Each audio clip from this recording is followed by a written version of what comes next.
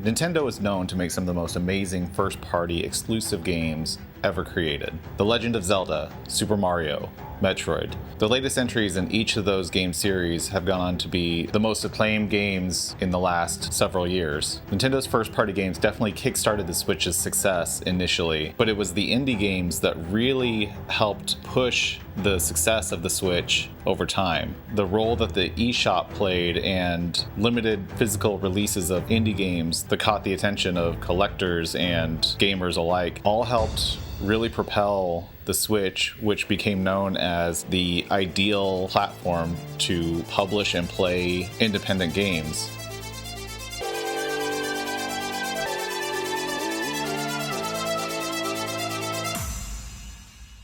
Tonight I'm talking about 5 of the best independent games published on the Nintendo Switch. And it's a little bit different because I got the help of my friend Neander Meander, who has a fantastic YouTube channel. I've linked it in the description. If this is your first time here, hang out. I think you'll have a good time. Let's get started on the 5 best indie games for the Nintendo Switch. Let's go. Katana Zero.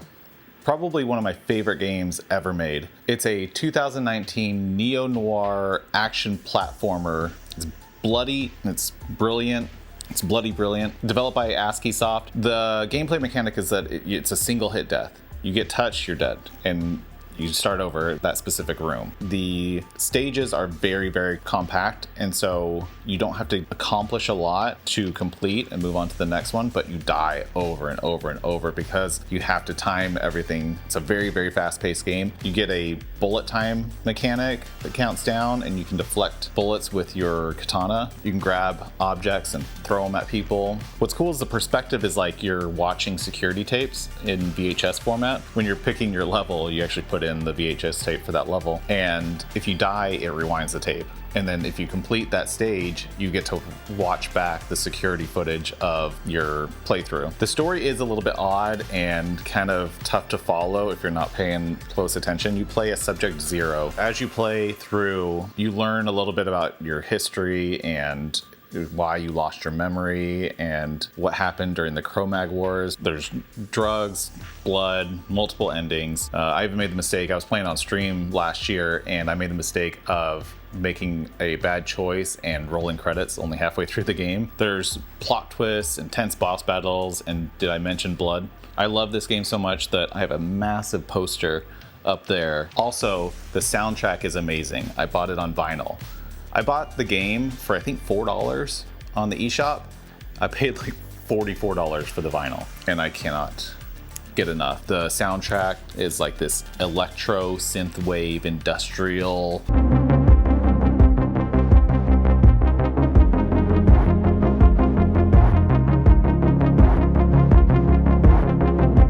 It's brilliant. There's also announced free DLC coming soon, and I'm pretty sure there's a physical release coming once that DLC hits. So check out Katana Zero on the eShop. You will not be disappointed. For game number 2, we're headed over to Neander Meander. Take it away, Neander. There are games that are played at the exact right time in your life, and Lightfall was one of those games for me.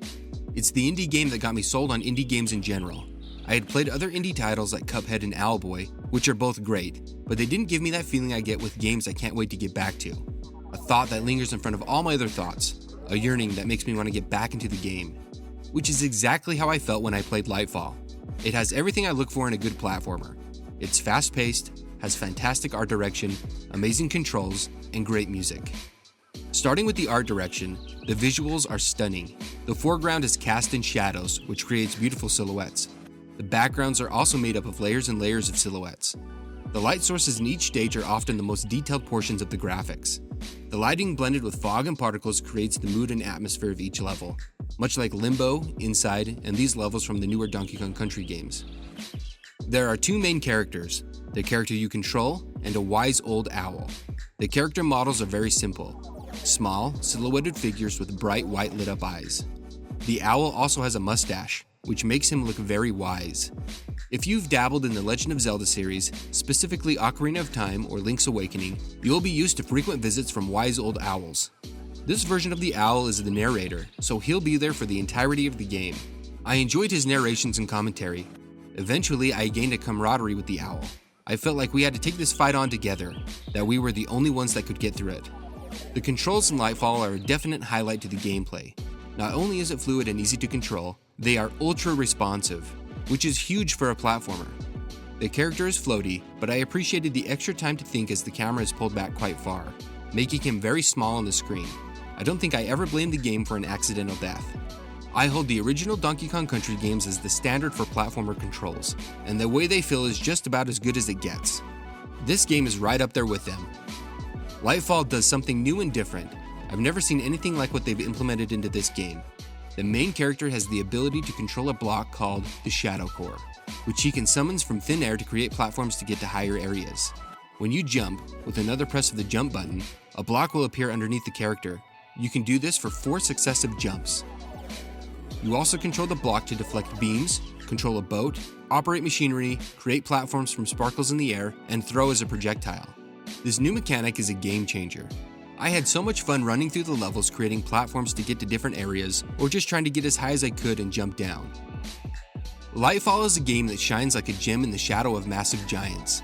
It's a shorter experience that is packed with memorable sequences, perfect platforming, and gorgeous aesthetics. The new Shadow Core mechanic adds a fresh spin on the dusty platforming genre. It's a fantastic game that made me crave the satisfaction that comes with perfect execution. I wanted to push forward and master the skills necessary to make it happen. It's on the list of games that I wanted to beat. Lightfall is a wonderfully unexpected platformer that I can't wait to play again. Thanks, Neander Meander. For game number 3, I'm talking about Hades. This is another game that I streamed last year, and it made a lot of people's Game of the Year lists for 2020. Developed by Supergiant Games, you play as Zagreus, son of Hades, and you're trying to escape the underworld, and then you try to escape it again. And again. And again. And again. And again. And again.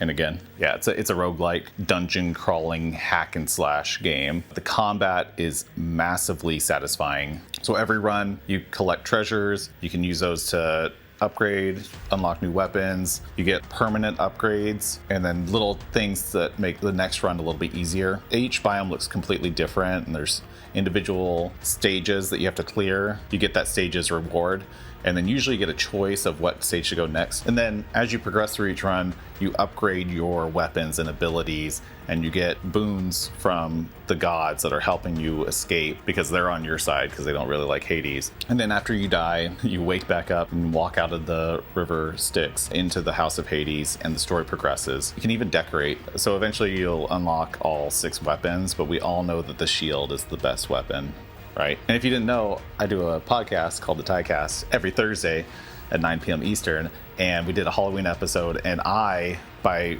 request, dressed up as Zagreus for that episode. I'll link it up here. It was a fun episode. Be sure to subscribe to that channel. Game number 4, we're going back to Neander Meander. This is a good one. Check it out. There's one type of game that I'm frequently on the lookout to play, and that's a good platformer. A genre that feels like it peaked on the Super Nintendo and Sega Genesis. And there's a reason for that. The platformers that came out on those consoles are still being talked about, because it was on those systems that developers refined and perfected what a platformer is. They evolved and pushed them beyond what was done on the earlier consoles like the NES. Some of my all-time favorite games are from the 16-bit consoles, specifically the Super Nintendo. Games such as Super Mario World, Donkey Kong Country, and Donkey Kong Country 2. Recently, I became aware of a game that calls back to those great 16-bit platformers made by an indie studio called Pixel Hive. And that game is Kaze and the Wild Masks. This game not only calls back to those classic Super Nintendo titles, it's almost a copy of those games. At first glance, I expected it to play like a Sonic game. The character looks a little more edgy than a plumber and a gorilla wearing a tie. But I couldn't have been more wrong. Upon playing the first few levels, I could see that this game was made with the utmost care. It's been carefully crafted to give a similar experience to those legendary titles of the past. And those similarities aren't very subtle. The references to Donkey Kong Country 2 were immediate. The helicopter ears are exactly like Dixie Kong's helicopter hair. Some levels even use the same level ideas. I mean, flying sections in a maze of brambles? Though Donkey Kong Country 2 isn't the only game that's referenced. Kaze even takes inspiration from the latest Donkey Kong Country game, Tropical Freeze. The way the character navigates through water feels almost identical to the way Donkey Kong moves through water with Dixie as the secondary character. And this level that's on fire is eerily similar to Scorch and Torch. These crossbow areas act as the barrel sections from DKC 1 and 2. There's also spinning that can be used to defeat enemies that mimics the rolling from those games. And there's also roll jumping, which I was happy to see. Even some power-ups act as stand-ins for level gimmicks. The lizard power-up is this game's version of the minecart levels. I thought that was a clever way to include that level type. Speaking of power-ups, instead of animal buddies and certain level gimmicks like the minecart levels I mentioned, Kaze obtains different abilities through 4 masks that are presented in certain stages. These 4 masks are represented by different animals: an eagle, tiger, lizard, and a shark. The eagle mask gives the power of flight and controls exactly as Squawks plays in Donkey Kong Country 2. The tiger grants the ability to do a horizontal dash on the ground or in mid-air and climbs walls. I already mentioned what the lizard mask does, and the shark lets you swim underwater. Other similarities to the classic Donkey Kong Country games include each level containing hidden bonus rooms, and K, A, Z, and E letters are scattered about each level that you can collect. Though Kaze and the Wild Masks isn't just a copy of Donkey Kong Country, there are slight differences. First off, there are no lives in this game, meaning it's very accessible for anyone who isn't familiar with classic platformers. The frustration of a game over doesn't exist with this game, which for me really isn't a big deal. I usually rack up my lives to 99 in the Donkey Kong Country games and haven't seen a game over screen in years. The biggest difference are the controls. They are basically the same, except for one button, the Y button. In the games that inspired this one, the Y button is utilized to run, hold barrels, and float in the case of Dixie Kong. In Kaze, there's no difference between walking and running. The character is always moving at the quickest speed. This slight change threw me off at first. I've been playing platformers with a dedicated run button since the original Super Mario Bros. Though playing through a few levels, I became accustomed to it. With that slight difference out of the way, this game is amazing, and I couldn't put it down. I love the Donkey Kong Country callbacks. I'm surprised I didn't know anything about it until a friend suggested I give it a try. I find it hard to believe that games like this exist with little fanfare.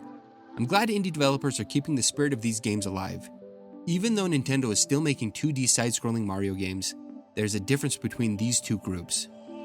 Kaze and the Wild Masks is a wonderfully crafted amalgamation of some of the greatest games to ever grace home consoles. It's a game I intend to revisit many times in the coming years.